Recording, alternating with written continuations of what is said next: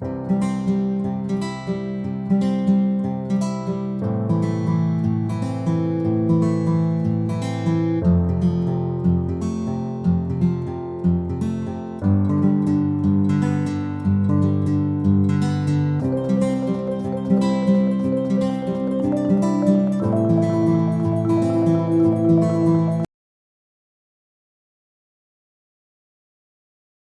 suatu zaman dulu kala, tersebutlah sebuah kisah hikayat caktera raja-raja di tanah Jawa. Ada sebuah negeri di Jelanga. Negeri itu bernama Cempaka Jajar. Negeri tersebut mempunyai ratu yang digelar Sang Nata. Sang Nata merupakan ratu besar dan baginda mempunyai beratus-ratus hulu balang dan laskar. Banyak negeri yang ditakluk di bawah perintah beliau. Raja dan Sang Nata mempunyai seorang putera tunggal yang bernama Raden Inu Kertapi yang berumur 17 tahun. Raden Inu mempunyai wajah yang sangat tampan dan baginda juga suka berburu. Sang Nata mempunyai banyak putri tawanan untuk menunun kain.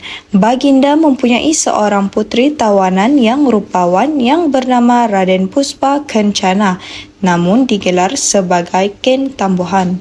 Ken Tambohan berumur 14 tahun dan dia juga paling disayangi oleh baginda dan permaisuri. Ken Tambohan mempunyai wajah yang amat cantik.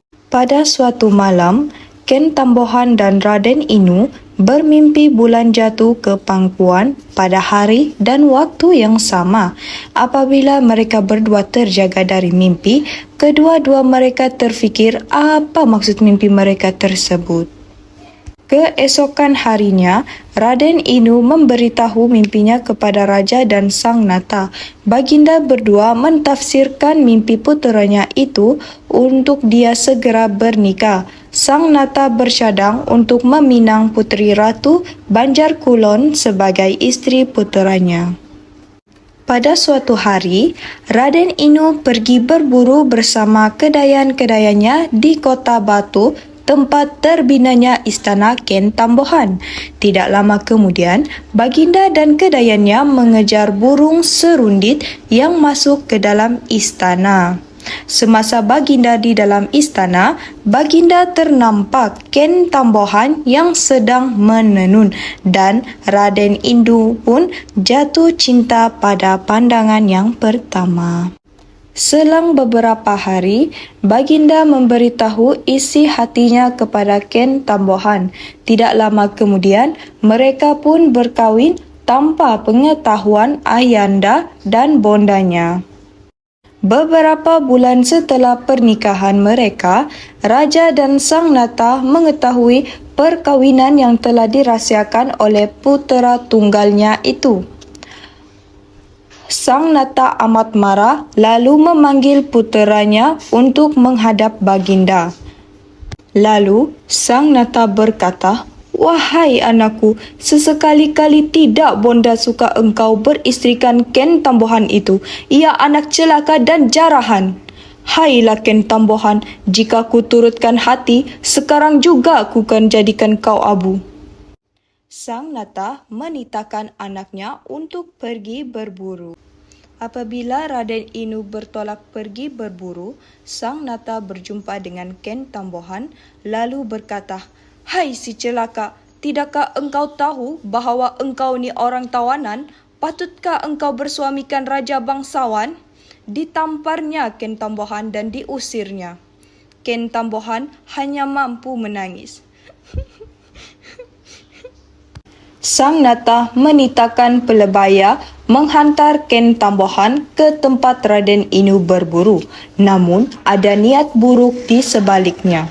Setibanya di hutan, Sang Nata ditemankan oleh Ken Tadahan dan Ken Penglipur.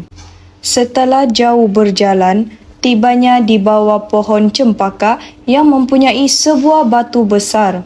Ken Tambohan dengan letihnya duduk di batu itu. Kemudian pelebaya berkata dengan penuh rasa bersalah, "Ampun tuanku, Apakan daya Patik tidak dapat Patik langgari perintah ratu untuk membunuh. Lalu Ken Tambohan berkata, apabila beta sudah mati, letaklah mayat beta di dalam rakit, kemudian tabur bunga di atas mayat Patik dan hanyutkanlah di sungai. Kemudian pelebaya pun menikamnya. Tamatlah riwayat Ken Tambohan dan dayangnya. Lalu pelebaya pun mengikut permintaan Ken Tambohan sebentar tadi. Raden Inu ternampak raket yang menuju ke arah mereka. Rupanya di dalamnya ialah Ken Tambohan. Lalu Raden Inu memeluk Ken Tambohan dan Baginda pun membunuh diri. Apabila berita kematian Raden Inu diketahui Sang Nata, maka Baginda menangis kesal apa yang berlaku sebelum ini. Wahai anakku, Bonda menyesal. Baginda meminta dan merayu-rayu kepada Dewata Mulia Raya untuk menghidupkan anaknya dan Ken Tambohan kembali. Hiduplah kembali mereka berdua. Sang Nata meminta maaf atas kesalahan yang dilakukan dan menerima Ken Tambohan sebagai menantunya. Maka ditabalkan Raden Menteri dan Ken Tambohan sebagai suami istri. Hidup bahagialah mereka semua.